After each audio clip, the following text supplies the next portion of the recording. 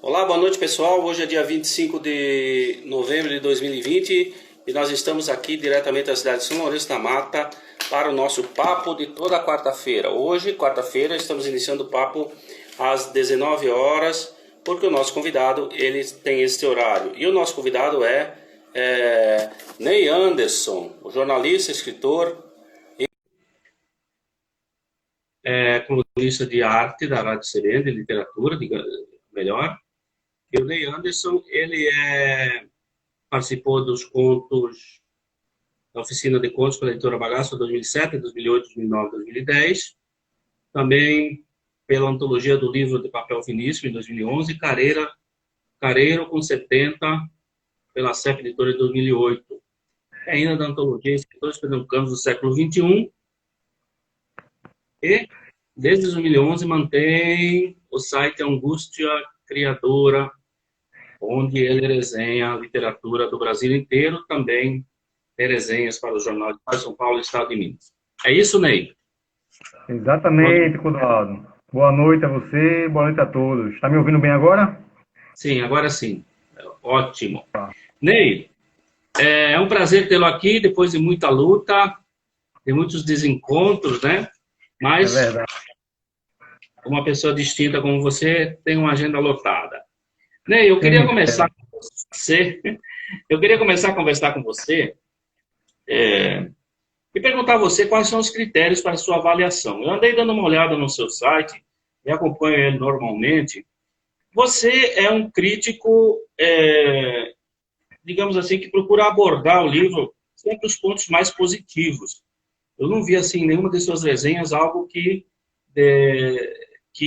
fizesse como faziam os antigos críticos, né? Que um crítico literário antigamente ele podia derrubar um escritor ou elevá-lo. Você se preocupa muito com essa questão quando vai criticar um livro? Quais são os seus critérios? O que que você... Como é a sua avaliação?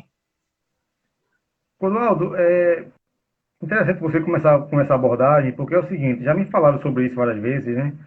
Que eu não, digamos, não critico negativamente os autores. Mas não é isso, assim, não é criticar negativamente. O que acontece é que eu não sobrevivo, por exemplo, do que eu escrevo no site. O site ele não é rentabilizado, entendeu? Sim, Eu trabalho em outros lugares com assessoria de comunicação, então o que acontece? O tempo é muito escasso para eu fazer esse trabalho no site, que eu faço há mais de 9 anos, 9 anos e meio, eu fazer 10 anos agora em 2021. Então, desde o começo, eu coloquei na cabeça assim de ter a ideia de indicar livros que eu achei interessante, que eu julguei interessantes, a partir de uma opinião própria, né? Porque cada pessoa que lê tem a sua opinião sobre determinado livro.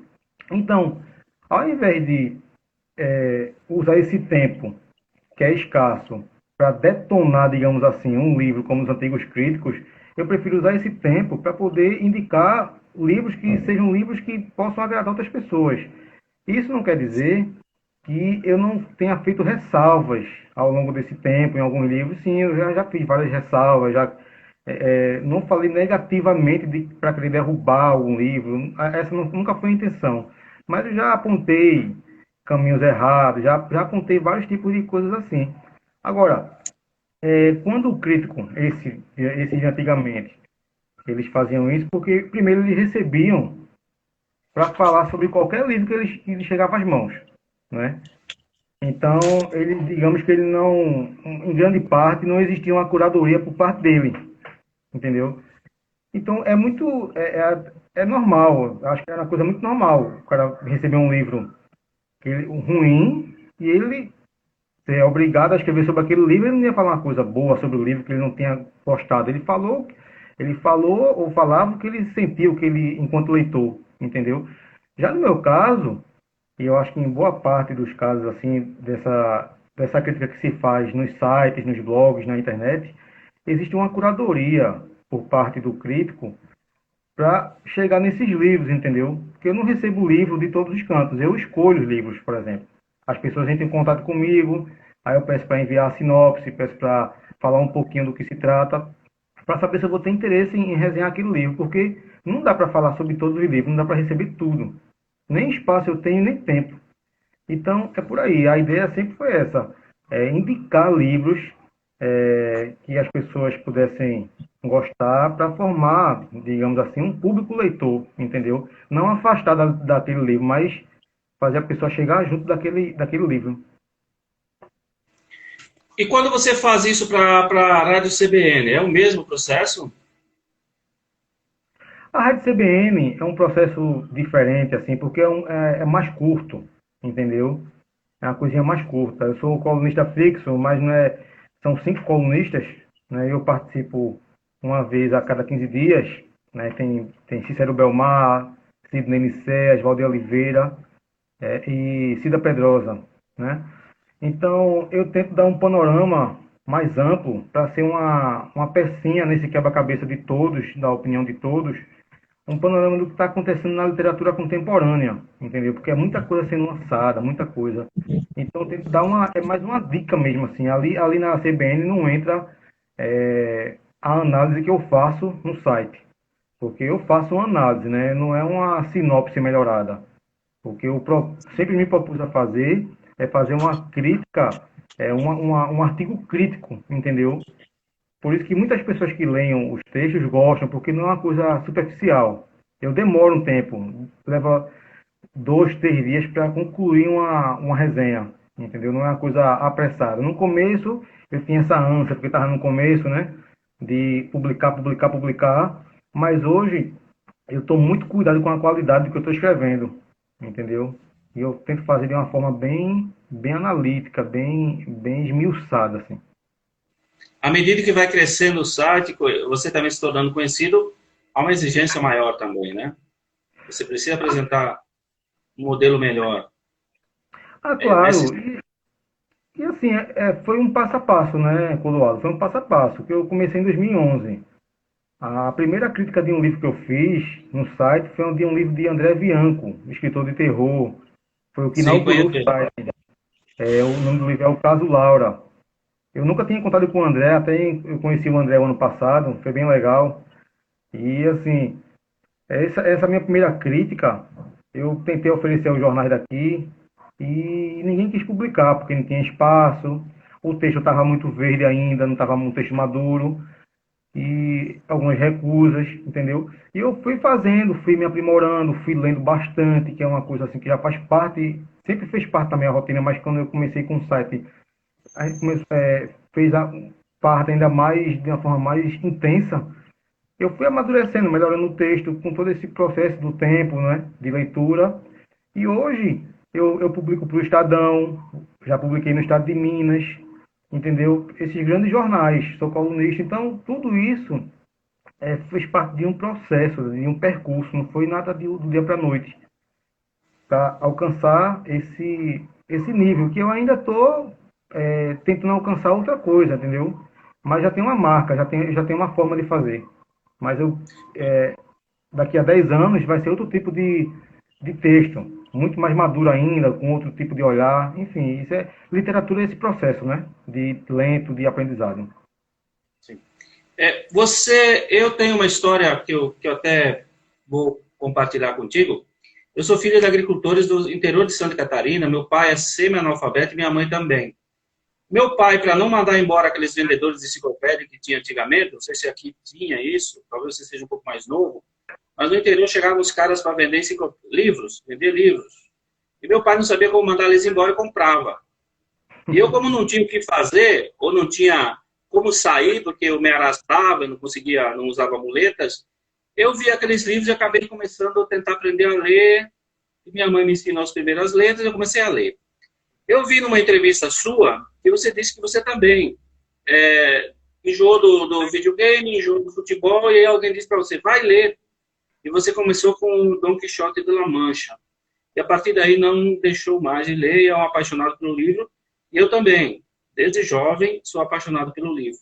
Me conta um pouquinho assim desse caminho, e fazendo não aquela velha resposta de sempre, mas um indicativo para quem não está interessado em leitura, por que para ti transformou, como para mim transformou, como foi para você essa transformação, a partir do início da leitura de Cervantes, e depois, posteriormente, os demais? Olha, Clodoaldo, outra questão bem, bem interessante na minha vida, né? A questão do começar a leitura, ter o amor pelos livros. Eu sempre disse isso, né? Que começou mesmo a paixão com Don Quixote. Que eu estava aqui nesse bairro onde eu moro hoje, aqui em Jardim Atlântico, Olinda. Um amigo meu morava aqui e eu vinha para cá constantemente, muito jovem, né? 10, 11 anos. A gente jogava bola, aquela coisa toda. E no determinado dia, não tinha nada para fazer, a gente já tinha brincado de tudo, já tinha jogado, já tinha jantado, já tinha feito tudo, né? Aí disse, vou fazer o que agora? Você vai ler um livro, aí apresentou o Don Quixote. E eu passei a madrugada lendo aquele livro. Dormi pouquíssimo. E Sim, foi uma edição juvenil, né? E aquilo ali me despertou um prazer muito grande na leitura, me despertou um mundo novo.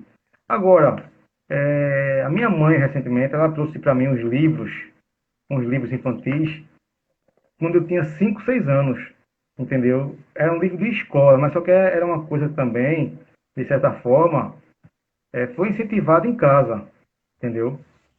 Sempre teve essa coisa. Depois, isso tinha se apagado da minha memória. Eu lembrei agora, quando ela trouxe esses livros para mim, estão até aqui os livros, e isso foi uma coisa que também veio de casa.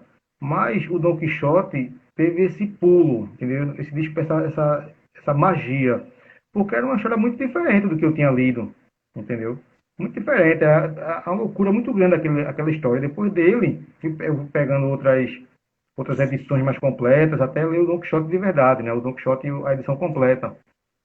sim, sim. Então, eu continuei sendo aquele mesmo jovem que gostava de bola, de videogame, mas a literatura entrou.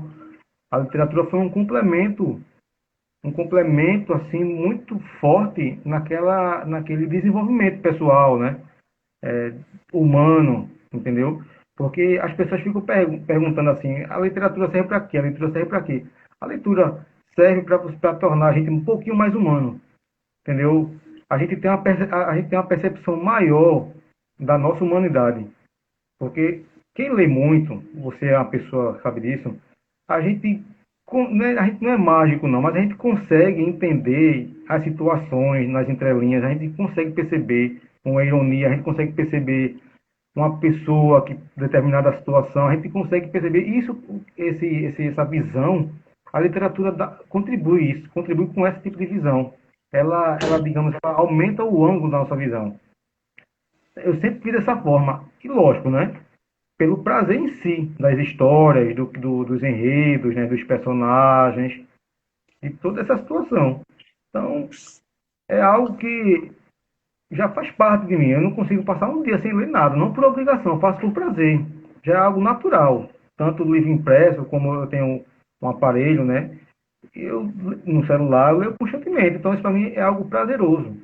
E as pessoas têm certa dificuldade em entrar nisso aí, porque não encontrou aquele livro interessante feito. Eu encontrei o Don Quixote e o Don Quixote me abriu assim as portas, né? Desse entendimento todo. Então, eu acho que cada pessoa é um leitor em potencial, mesmo aquela que nunca leu nada.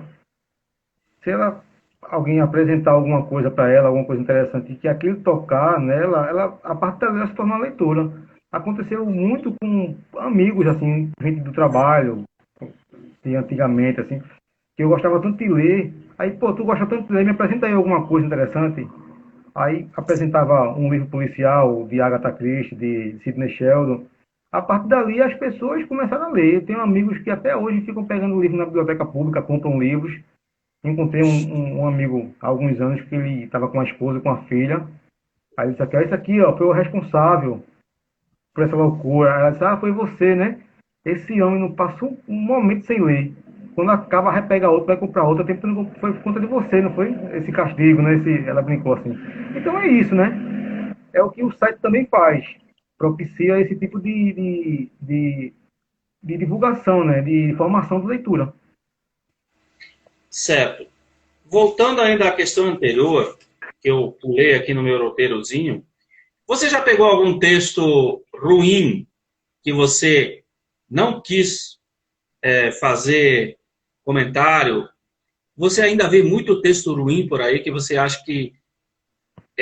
outra coisa, outra pergunta também é, você acredita que Existem pessoas que não têm a mão para escrever, não adianta tentar, que não vai ter a criatividade, ou todos com algum esforço conseguem fazer alguma coisa legível. E você pegou alguma coisa que você percebeu, olha, esse não dá para ler, eu não consigo passar a outra página, coisas desse tipo?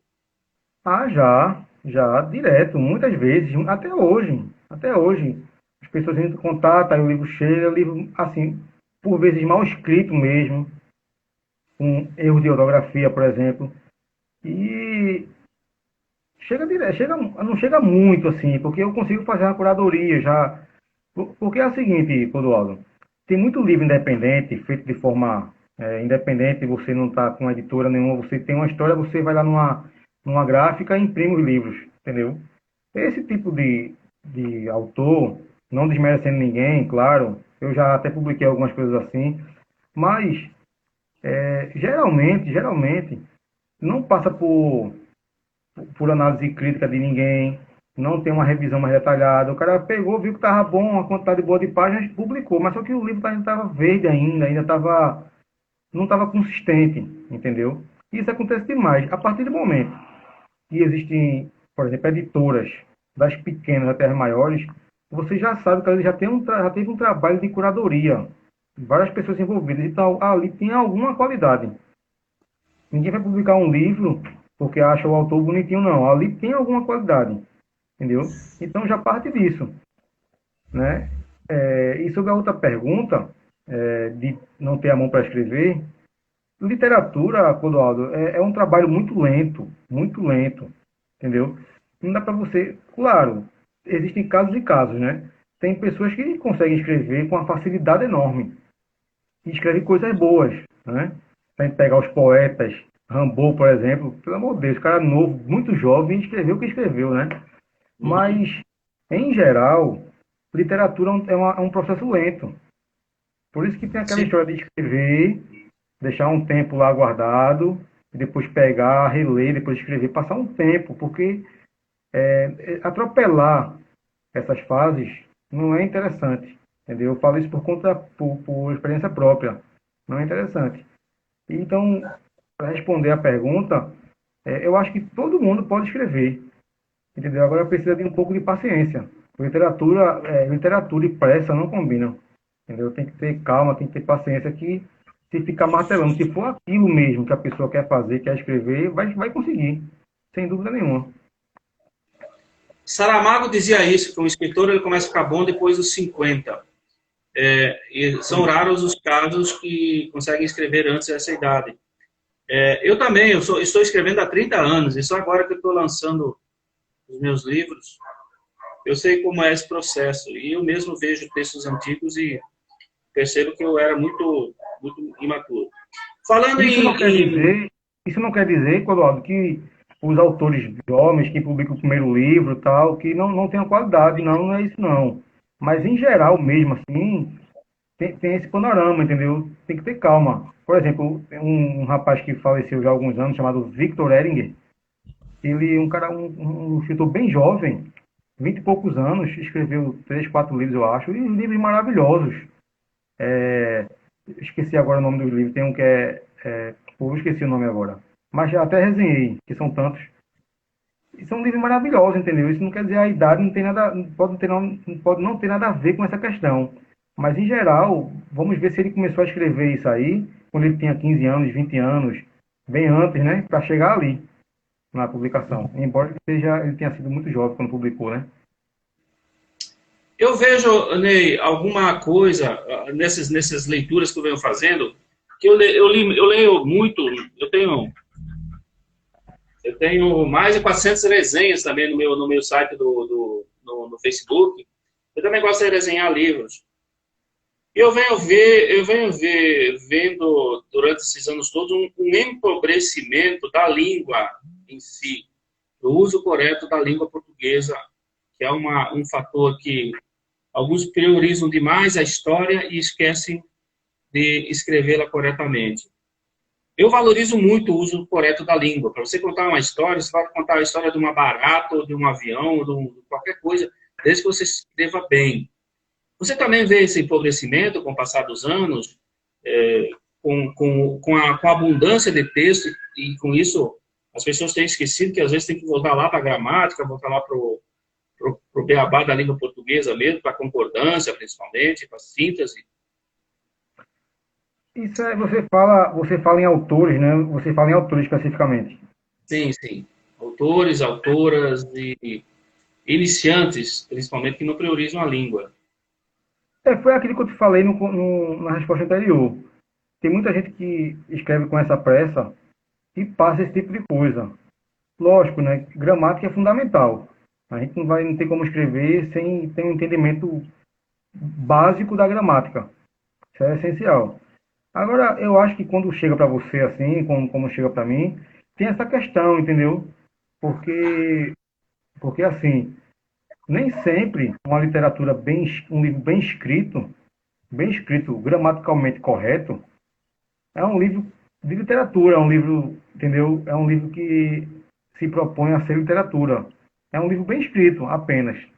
Já tem casos que tem livros que são, digamos, mal escritos, do ponto de vista da gramática, que você percebe uma coisa ali literária, entendeu? Isso tudo é muito variado, né? Agora, lógico, quando você recebe um texto, como eu já recebi, você já recebeu, que tem erros mínimos assim, aí realmente isso aí comprova um empobrecimento. Agora, por outro lado, não deixa de ser um leitor, né? Porque o autor ele não escreveu do nada. Para escrever a lei, ele passou por um período de alguma coisa, de leitura, de inquietação, e resolveu colocar no papel. Então, eu não vejo como um empobrecimento, assim, eu vejo mais como um desenvolvimento, né, que a pessoa precisa ter ainda para poder se aventurar nesse E no quando caminho você vê a literário. lista, e quando você vê na lista dos mais vendidos da Veja, foda-se isso, foda-se aquilo, toda sua, 50 tons, essas coisas, você não acha que empobreceu um pouco? Mas isso aí é uma literatura que sempre existiu, né? Que é uma literatura que é best-seller.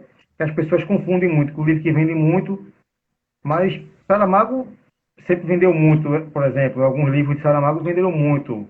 Cem Anos de Solidão, Gabriel Garcia Marques, Mário Vargas Llosa, são autores que vendem bastante. Agora, esses livros, eles atendem a um nicho específico, né? Eles atendem a um nicho específico. Por isso que houve essa discussão no Jabuti desse ano, que separaram o romance literário de romance de entretenimento, que foi bem questionada essa questão, porque toda obra de ficção, ela por si só, ela busca entreter. Então toda obra de ficção ela é de entretenimento. Então, mas eu acho que o Jabuti, por exemplo, ele tentou voltar essa questão do best-seller. Eu não sei se a denominação lá, a nomenclatura, foi legal. Mas são livros que eles são muito focados na ação, na ajuda, né, que é na autoajuda, na coisa de resolver alguns problemas que, lógico, a gente não acredita muito nisso, né? Mas atende a um nicho específico. Não são livros mal escritos, tá? São livros que eles prendem. Se você pegar esses livros, você consegue ler. Não sei se você, eu não mais, porque a gente quando começa a ler muita coisa, a gente já não, esse tipo de livro a gente já não se interessa mais. Mas são livros que prendem, entendeu? Então, Eu li, você eu leu li por qual? curiosidade. Eu li por curiosidade, 50 tons de cinza eu li, que é um fenômeno de vendas e tal. Eu disse, eu vou dar uma olhada, porque como é que Para eu vou entender o opinar fenômeno, né? Para entender o fenômeno, né? sobre o fenômeno? E outra coisa, para não ser injusto, e não dar uma opinião sem conhecimento de causa. Eu li a Silvia Day também, que tem aqueles livros toda sua, a Submissa e etc. Dei uma olhada também, mas nenhum me encantou. Nenhum me fez. Do ponto de vista da forma, metade desses livros da história, 50 Tons de Cinza, o cara poderia ter cortado metade e ser muito mais sucinto e ser um livro muito melhor. Mas já faz parte de uma estratégia de prender o leitor, de ficar rodando ali e tal, e tal, e tal, e tal. Entendeu? É barrigada, Exatamente, uma exatamente. barrigada. É. Me diga uma coisa, Quando você leu quando eu li Dom Quixote, quando eu li Metamorfose, principalmente, eu vi duas coisas que isso talvez seja uma opinião minha, ou não sei se você vai compartilhar disso, mas eu achei que o verdadeiro herói do Dom Quixote era o Sancho Panza. Eu achei que em Kafka não existia o bicho, mas aquilo tudo estava no subconsciente das pessoas. E o tal da barata, que foi um animal que não foi especificado o que era, mas graficamente foi reproduzido como sendo uma barata gigante e tal, não era uma barata em si, mas sim uma figura de linguagem. Você também compartilhou disso? É uma visão que você tem? Sim, sim, sim. Eu até escrevi sobre esse livro esse ano, sobre a metamorfose. Se Dom Quixote me despertou interesse pela leitura, Kafka me despertou interesse pela escrita, por escrever ficção. E eu notei isso na primeira vez que eu li, quando eu era bem jovem, assim, uns 18 anos, e notei isso agora, nessa edição maravilhosa da Antofágica, que é uma edição belíssima, tá aqui ela. Eu não tive a mesma percepção, ainda tive outras percepções, que em nenhum momento eu vi ali o Gregor Samsa, ele transformado numa barata. Aquilo para mim, aquilo para mim é uma exclusão social. Ele estava sendo excluído por ser quem ele era, entendeu? Eu sempre notei, a questão da barata é a coisa do best-seller, né? É a coisa do best-seller, de transformar um homem numa barata. Aí a pessoa vai pensando que é uma barata, literalmente uma barata. Mas é uma barata de ser um ser, para as pessoas, um ser repugnante, entendeu? Aí, isso ao longo do tempo, né, foi se desenhando essa imagem da barata. Mas eu nunca vi, não, como uma barata, não. Eu sempre vi como algo muito mais potente, muito mais do inconsciente dele, de se sentir rejeitado por ele ser quem ele era, que isso também fica muito também submerso.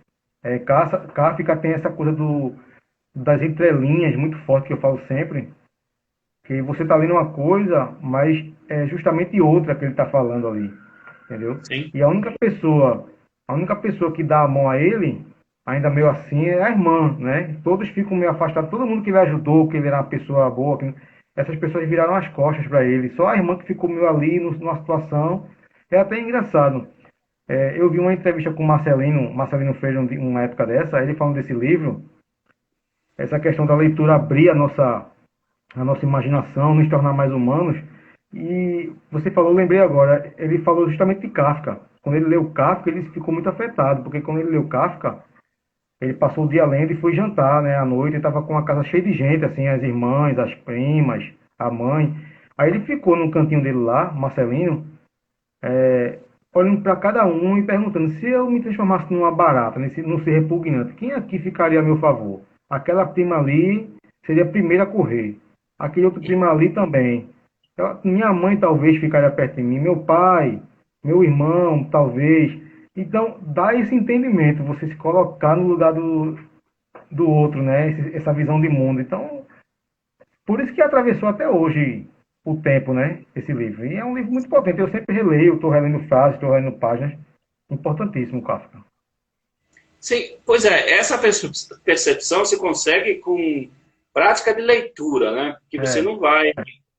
No primeiro momento é aquilo mesmo, literalmente é aquela. A mesma coisa é o Pequeno Príncipe. Uma vez eu tive conversando com uma mulher que eu sugeri um livro, ela pediu um livro e disse: lê o Pequeno Príncipe. E ela veio para mim e disse: esse livro, você me perdoa, né? Que aqui eu estou em casa e passa moto, passa carro, passa o vendedor de ovo, é uma loucura. Voltando aqui, é, ela me disse que o livro era um livro infantil. Aí eu falei: você leu? Leia novamente, por favor, que é o tratado filosófico, né, o Pequeno Príncipe em si. Essas sim. percepções, eu percebi isso na segunda leitura, ela já veio com uma outra visão. É mesmo. Então, as releituras, vamos falar um pouquinho de leitura. Você costuma fazer releitura seguidamente de livros? Ou na primeira você já capta tudo? Não, eu gosto de fazer releitura. Gosto. Eu tenho uma prateleira aqui que eu releio. Eu não releio com muita frequência, até porque, como eu tenho os livros para resenhar, né? Eu sempre tento manter meu site atualizado. Então, às vezes, não sobra tempo. Mas, geralmente, quando eu termino de ler um livro contemporâneo, eu vou ler um livro algum clássico, algum livro desse que fez parte da minha vida, até alguns que eu não tinha lido ainda. Um exemplo disso, o Coração nas Trevas, de Conrad, que foi um livro maravilhoso, assim, que eu não tinha lido até hoje. Eu li esse ano agora, no Brasil de 2020, no mundo de 2020, né? E eu adorei, adorei. E Graciliano eu releio sempre para entender aquela coisa do estilo dele, de ser aquela coisa econômica, potente, entendeu? Algumas poesias de João Cabral eu releio. Estou tentando ler muita coisa de Clarice esse ano. Quero fazer alguma coisa para o aniversário dela, dia 10 de dezembro, né, 100 anos. Uhum. Então, eu releio. E cada vez que eu releio esses livros, Machado de Assis também é um que eu releio sempre. Talvez seja o que eu mais releia, é Machado de Assis. E cada vez que eu releio esses livros, eu tenho uma percepção nova. Para você ver, né, que por isso que esses livros são clássicos. Não são clássicos porque alguém disse que era clássico, não. São clássicos porque eles conseguiram atravessar o tempo, não ficaram datados, entendeu? E cada vez que você lê, tem uma percepção diferente do que está sendo falado. Aí é que está a diferença de um best-seller desse, dos mais vendidos, digamos. Que você lê o livro e a história é aquela ali mesmo, não tem, não tem entrelinha nenhuma, não. É aquela que você lê e acabou-se. Já esses autores, entendeu? Tem muitas coisas submersas, muitas questões existencialistas. Então, é muito bom reler todos eles, até porque é a nossa base, né? É o nosso chão ali. Tem gente que quer começar a escrever sem ter lido clássico nenhum. Pode se Uhum. tornar um escritor, mas vai ficar faltando algum molho ali, alguma coisa, entendeu? Porque isso aí é a base. É a base da literatura. Mas sobre Machado de Assis, só um comentário, você pode comentar também. Tem dois livros que são fundamentais na literatura de Machado de Assis, que é O Alienista e Quincas Borba, que são dois livros que são atualíssimos, atualizadíssimos para o nosso tempo. O Alienista e Quincas Borba são demais, assim, principalmente Quincas Borba. O Alienista é um livro quase que meio que escanteado, assim, como segundo plano na obra machadiana, porque todo mundo vai com Dom Casmurro e Dom Casmurro. Você também reconhece como importantes? Você também vê Quincas Borba e o Alienista, você chegou a ler os dois para comparar, comparar não, mas para trazer ao nosso tempo, que são livros atualizados, muito inerentes ao nosso tempo? Eu li sim, eu li quase tudo de Machado. Não li tudo dele, né? Claro. Mas eu li quase tudo, principalmente os contos. E eu acho assim, que esses livros. Porque assim, Clodoaldo, quando se tem um livro como Dom Quixote, como Dom Casmurro, Memórias Póstumas, são dois livros de uma potência que isso Desculpa, acaba. esqueça, não é Quincas Borba, não, é Memórias Póstumas, perdão.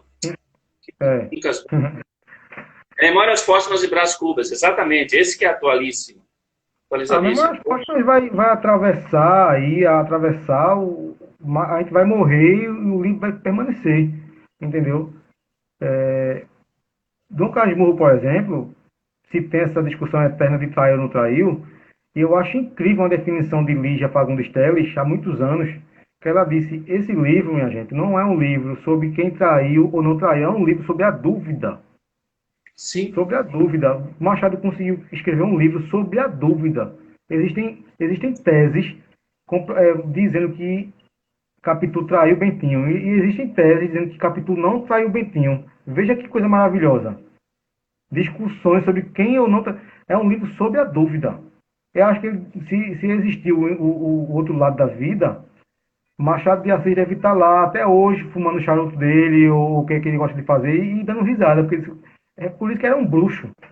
A gente chama carinhosamente do bruxo do Cosme Velho, porque ele conseguiu, através das palavras, veja que interessante, provocar tudo isso até hoje. E Machado, os contos de Machado, todos precisam ler os contos de Machado, não apenas sim, os sim. romances. Existe um conto de Machado que para mim é um dos melhores, que é A Causa Secreta, não sei se você já leu, A Causa Não, Secreta, que é uma e, coisa assim, Clodoaldo, é de uma artimanha, assim, porque é a história de um cara que ele é apaixonado por uma mulher, entendeu? E para resumir a história, para não entregar a história, A causa secreta desse homem é que ele gosta de ver o sofrimento, o combustível dele é o sofrimento das pessoas, entendeu? Tem uma cena do rato que ele pega o rato assim, ele tem um rato em casa, ele pega o rato pelo rabo assim, e ele não quer matar o rato, ele pega um fósforo, um lampião lá e começa a queimar o rato. O rato não morre. Ele sente prazer com aquele sofrimento, entendeu? É um negócio assim que você depois que você sai daquele texto, você fica meio sufocado. Literalmente, fica, caramba, você sente aquele impacto. Que loucura é essa? Criação de um escritor genial. Eu li alguns contos de Machado de Assis, poesia, mas dentre os quais os clássicos Missa do Galo, Cartomante, né, que também são bem interessantes. Missa do Galo Bom, é maravilhoso. sim. Bom, Ney Anderson, este ano você saiu do lado de lá, da crítica, e partiu para ser o escritor, Ney E do Anderson, lado de cá. com o seu livro O Espetáculo da Ausência. É um Isso. livro com 33 contos. Eu achei, assim, no primeiro momento, eu falei, caramba, 33 contos num único livro? O livro deve ter 1000 páginas. Brincadeiras à parte. Mas ele tem 300 e poucas páginas, né? E Não, não, houve... tem 170. Ah, 174. 170. 174, sim. 300 e poucas páginas. 174 em 33 contos. Você não sentiu medo na hora de escrever esse livro de que tantos contos num único livro fosse desequilibrar ele, ou fosse ter alguns que estivesse sempre num sobe e desce, estivesse numa espiral, talvez, ou você não ligou para isso, quis escrever mesmo? Como é que foi a história, assim, da quantidade? Eu achei uma quantidade, assim, bem diferente para os outros livros de contos que a gente está acostumado. Ó, Clodoaldo, a quantidade de contos tem uma razão para ser. Eu não vou dizer o que é. Até agora ninguém questionou, ninguém citou isso. Mas tem uma razão para ser a quantidade de contos, entendeu? E não foi uma coisa aleatória não, de escrever, tô com a quantidade aqui e por um acaso deu 33 contos, não. Tem uma razão. Espero que um dia alguém faça essa referência, por qual motivo.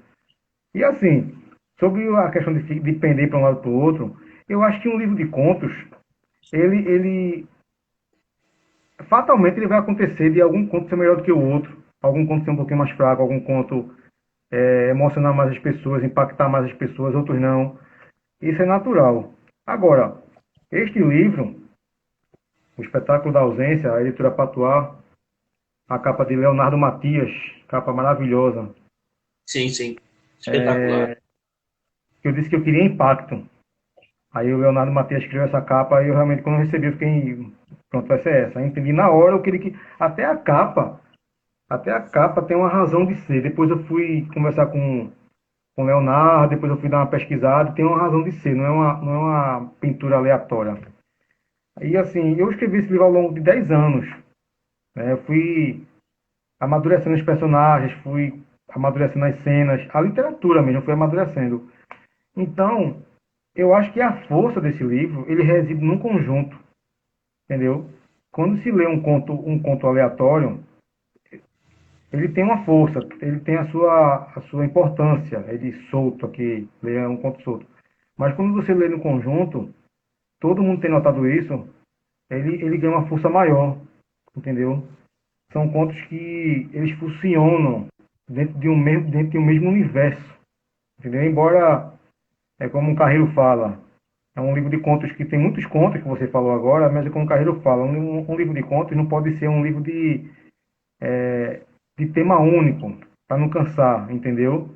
Você bota um frevo canção, bota uma marchinha de carnaval, bota entendeu? Bota um frevo de bloco. Você vai fazendo, bota um rock pop, bota um hardcore, entendeu? Vai dando essa misturada, mas dentro do mesmo universo. Então, eu acho que esse livro aqui, ele funciona nesse conjunto, entendeu? Qual é Agora, a sua claro, idade? foi Quantos anos você tem? 35 anos, há algumas semanas de completar 36.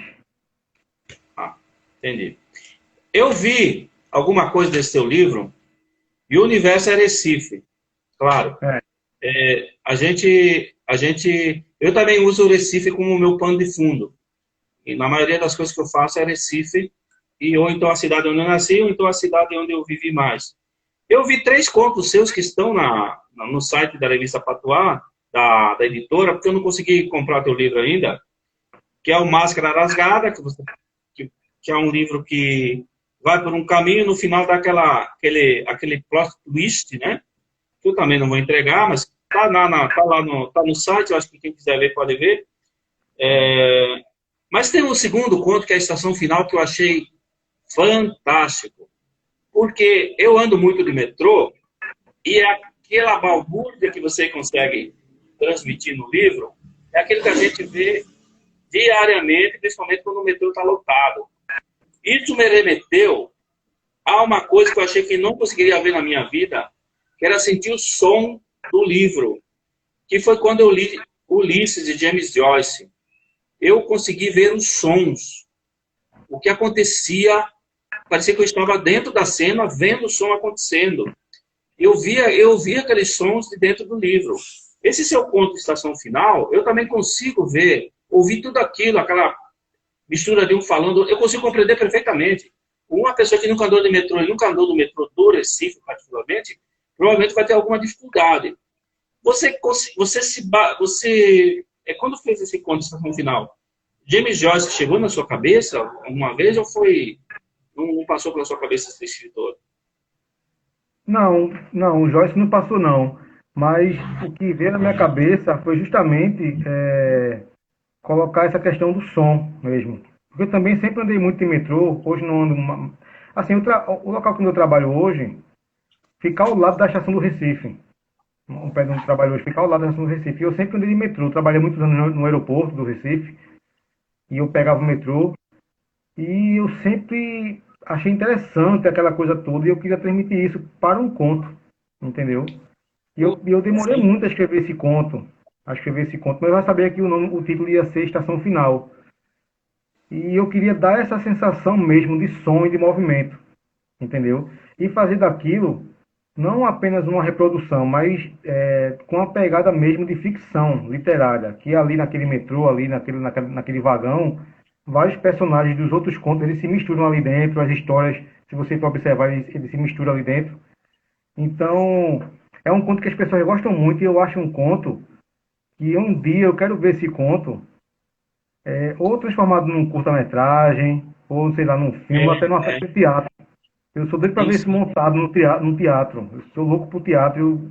Eu sempre vi aquilo ali como um conto que possa ser montado no futuro, entendeu? Vira um espetáculo teatral. Então é isso mesmo. A intenção foi mostrar esse movimento, o som, né? E eu escrevi muito, burilei muito o texto, reescrevi, tá? Para atingir. As pessoas gostam muito desse conto. E o Máscara Rasgada é o conto que abre, né? Já abre já de uma forma nada ortodoxa. Ele tem uma característica que o Saramago usava, que é do parágrafo único, né? Vai direto, É, e também é, sem travessão, nada. porque o Já metrô ele funciona dessa forma, né? O metrô para, a porta abre, as pessoas entram e saem, não tem pausa dramática, não. É aquilo ali. É aquilo ali, aquilo sim, ali, sim, aquilo ali. E como sim. transportar isso sem ficar uma mera reprodução, sem ficar digamos, um texto de jornalismo? Aí isso aí foi um trabalho de carpintaria, né? De reescrita, entendeu? Foi um trabalho até um pouquinho desgastante para chegar naquela coisa, que vinha uma coisa curta, mas que tivesse essa potência, assim. E as pessoas gostam muito desse conto. Por isso que o Eduardo Lacerda colocou ele logo no site como degustação.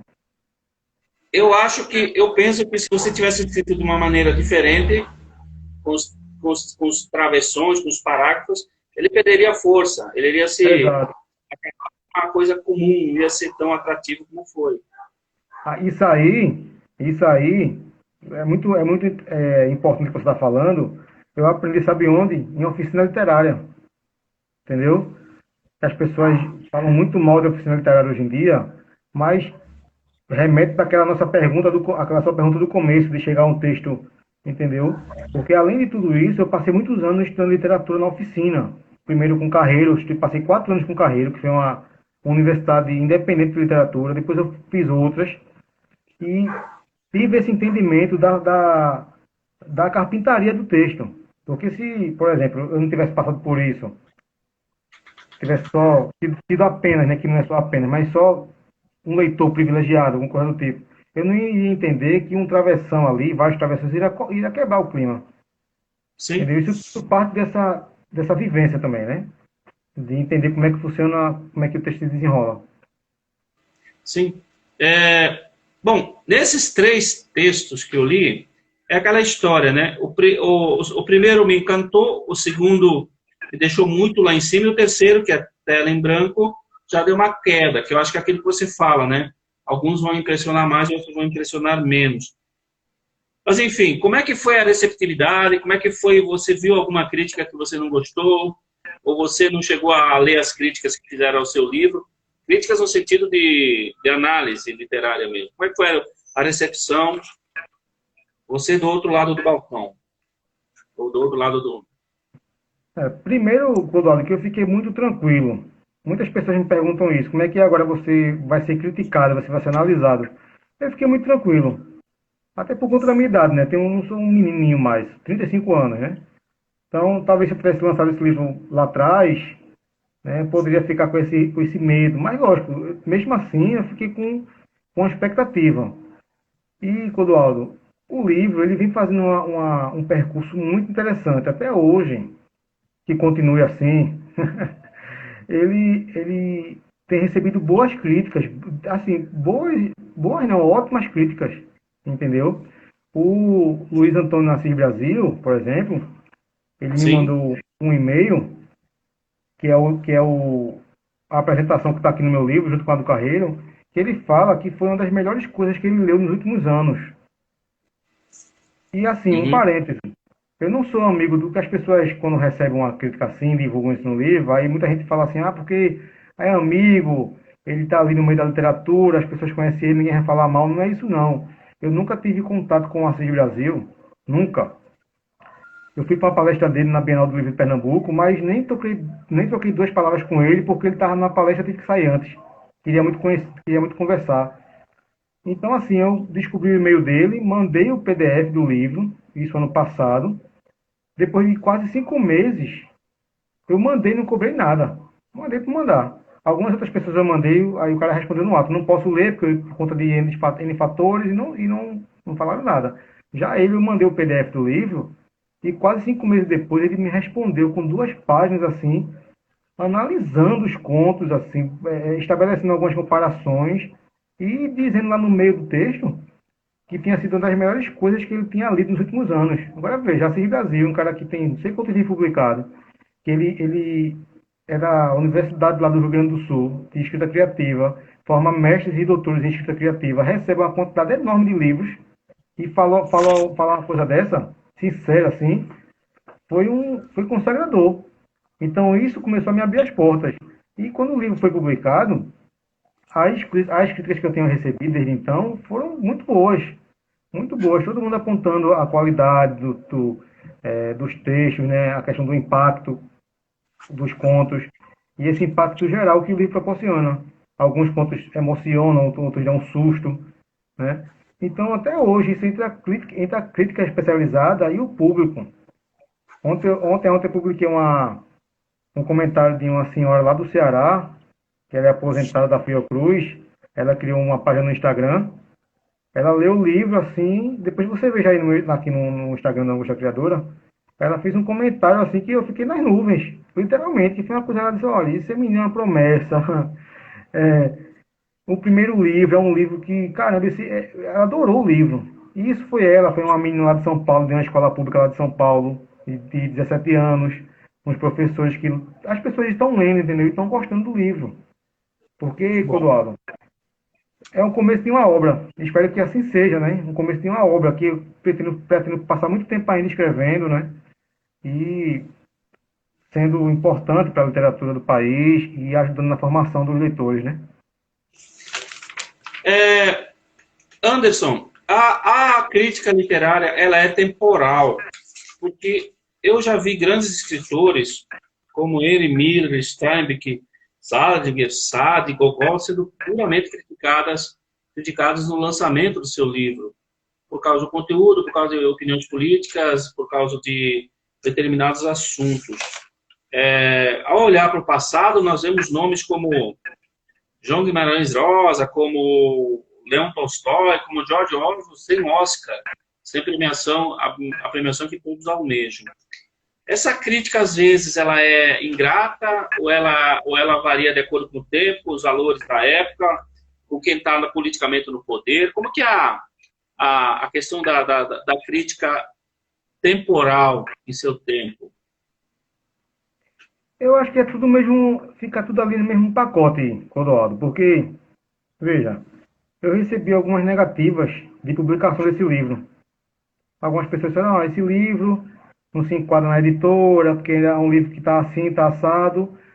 Aí, em seguida, eu recebo um texto de Assis, um cara que não deve nada a ninguém, não me deve nada, não sou amigo, e fala que o livro é muito bom. Então, isso tem muitas coisas. Tem a questão, nesse caso aí que você me falou especificamente, pode ter sido política, pode ter sido inveja mesmo, entendeu?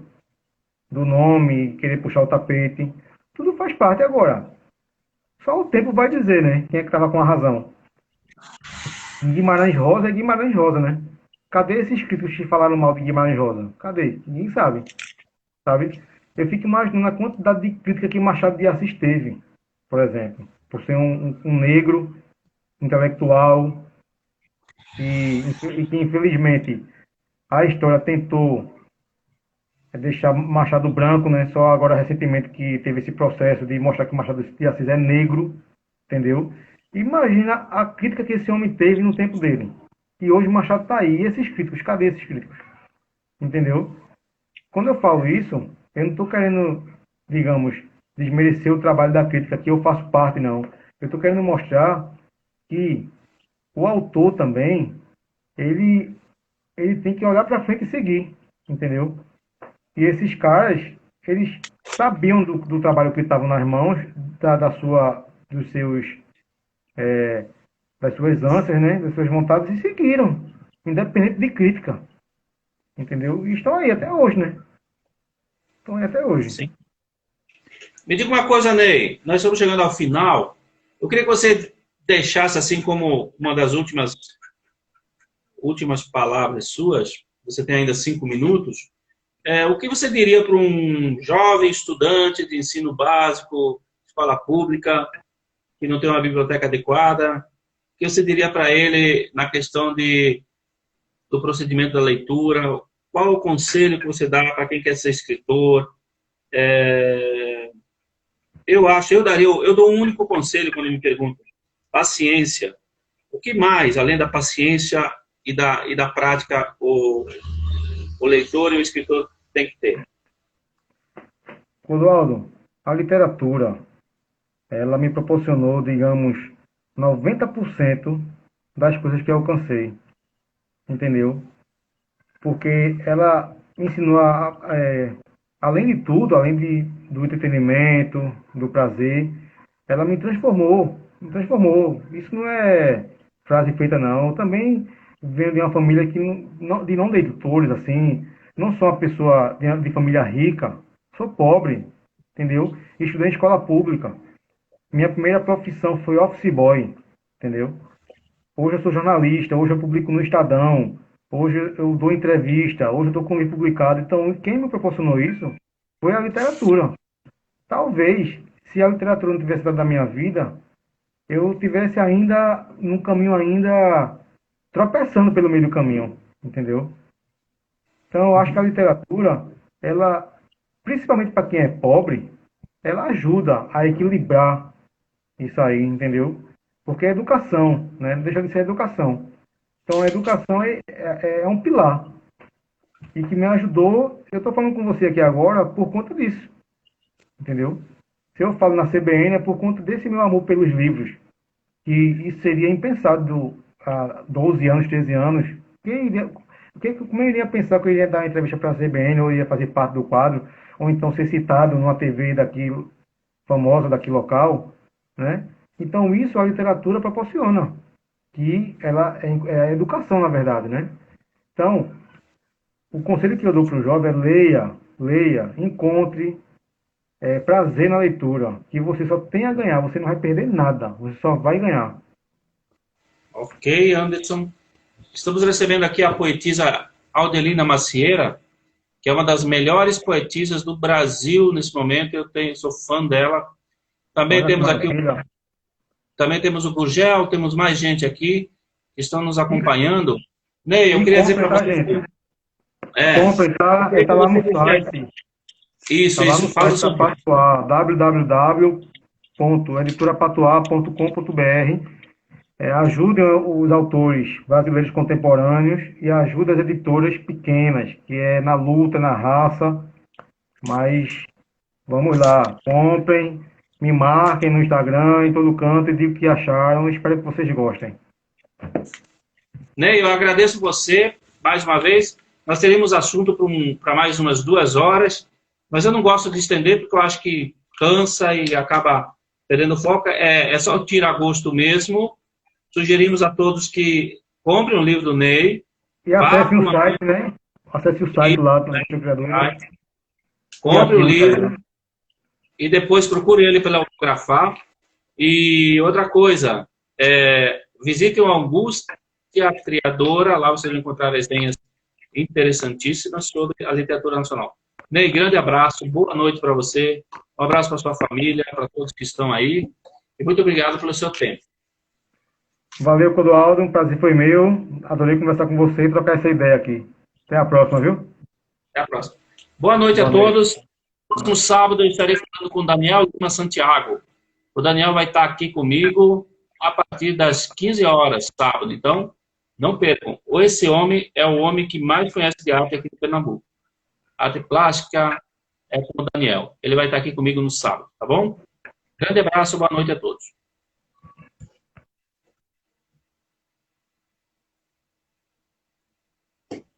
Boa noite, Audelina. Vamos conversar.